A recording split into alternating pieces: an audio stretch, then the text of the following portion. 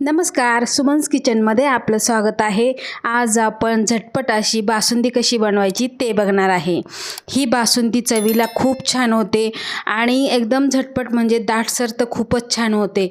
एकदा तुम्ही बनवली तर चव विसरणार नाही अशी ही बासुंदी आहे। तर चला आता आपण सुरुवात करूया। कढई गरम करायला ठेवलेली आहे आणि कढईमध्ये आपण अगदी थोडंसं 2-3 चमचे पाणी घालून घ्यायचं आहे आणि हे पाणी आपल्याला सर्व बाजूने फिरवून घ्यायचं आहे। त्यामुळे काय होतं, जे आपण दूध घेतलेलं असतं ते दूध अजिबात खाली लागत नाही किंवा करपत नाही। इथे मी म्हशीचं दूध घेतलेलं आहे, हे 1 लिटर दूध आहे। हे मी आधी गरम करून घेतलेलं होतं आणि त्यानंतर थंड करून घेतलेलं आहे। आता हे दूध कढईमध्ये ओतल्यानंतर याला आपल्याला उकळी येईपर्यंत ढवळत राहायचं आहे। बघा, छान असं ढवळून घ्यायचं आहे, म्हणजे तळापासून ढवळायचं, म्हणजे छान अशी ही आपली बासुंदी तयार होते, कुठेही करपत नाही आणि काही नाही। आता बघा, उकळी घेऊया आपण। इथे उकळी आलेली आहे। मंद गॅसवरच आपल्याला ही उकळी घ्यायची आहे। मंद गॅसवर केल्यामुळं छान असं दूधसुद्धा आटलं जातं। आता इथे एका वाटीमध्ये 1 चमचा भरून कॉर्नफ्लॉवर घेतलेला आहे आणि थोडंसं थंड दूध घेतलेलं आहे। हे सर्व आपल्याला एकजीव करून छान मिक्स करून घ्यायचं आहे आणि मिक्स केल्यानंतर आपल्याला थोडं थोडं ह्या दुधामध्ये ओतून घ्यायचं आहे।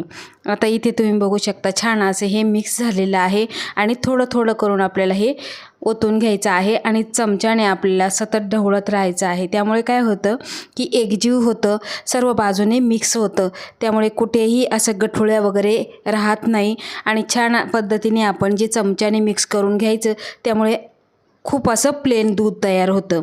तर आता हे 5 ते 7 मिनिटे आपण आटवून घ्यायचं आहे। जेवढं तुम्ही दूध आटवाल तेवढी बासुंदी ही चविष्ट आणि खरपूस होते। तर इथे बघा, एक पॅन गरम करायला ठेवलेला आहे आणि त्या पॅनमध्ये आपल्याला अर्धा चमचा साजूक तूप घालायचं आहे।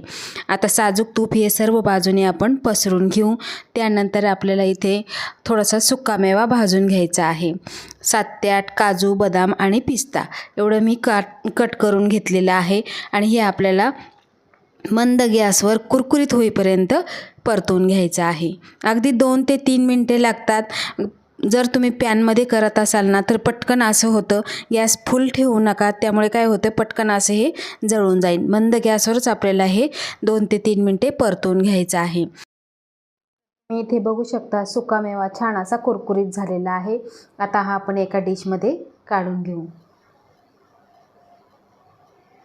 तर बघा, त्याच पॅनमध्ये आपल्याला आता शुगर कॅरमल करायची आहे। तर इथे अर्धी वाटी मी साखर घेतलेली आहे। आता ही साखर तुम्हाला किती कमी जास्त, काहींना गोड आवडतं, काहींना कमी आवडतं, त्यानुसार तुम्ही साखर घ्यायची आहे। पण बासुंदी म्हटलं की ही गोडच असते, त्यामुळे साखर ही आपल्याला प्रमाणातच घ्यायची आहे।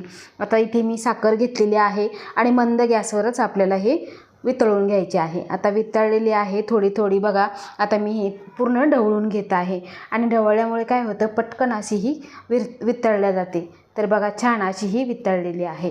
आता यातच काय करायचं आहे, जे आपण उकळलेलं दूध आहे ते 4 चमचे दूध घालायचं आहे, पण सावकाश घालायचं आहे, त्यामुळे काय होतं, अंगावर सुद्धा उडू शकतं। तर 4 चमचे घातल्यानंतर आपल्याला जी कॅरमल झालेली साखर आहे ती पूर्णपणे ह्या दुधामध्ये मिक्स करून घ्यायची आहे।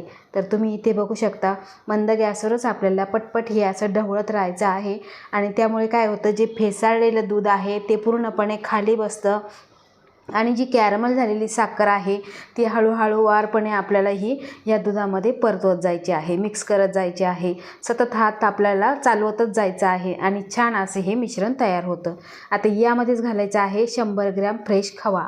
त्यामुळे काय होतं, आपली ही जी बासुंदी आहे ती बासुंदी आपली घट्टसर होते, चविष्ट होते आणि खूप अशी मधुर होते।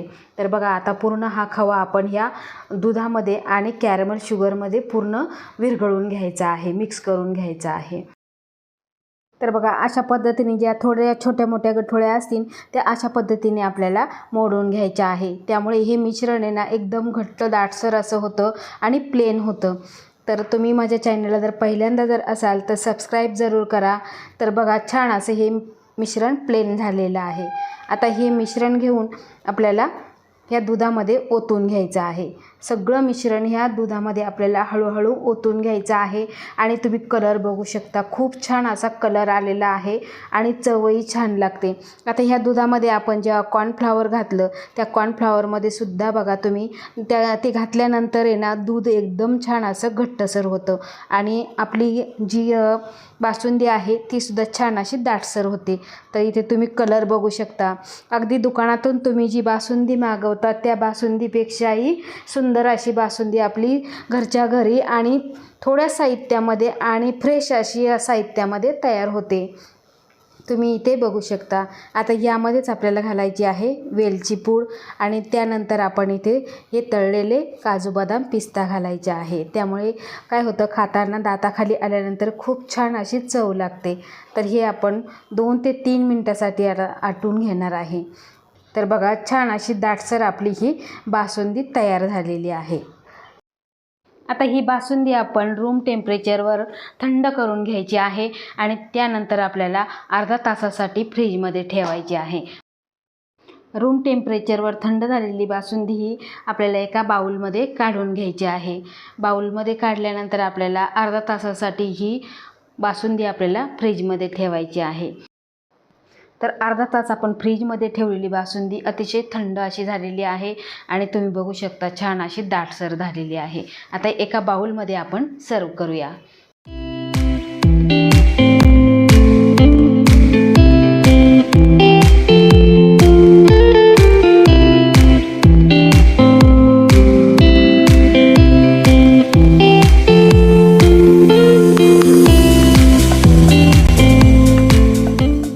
बासुंदी इथे आपली सर्व करून झालेली आहे। तर एकदा नक्की करून बघा। आवडल्यास लाईक करा, शेअर करा, सबस्क्राईब करा आणि बाजूचं बेल आयकॉन बटन प्रेस करा। धन्यवाद।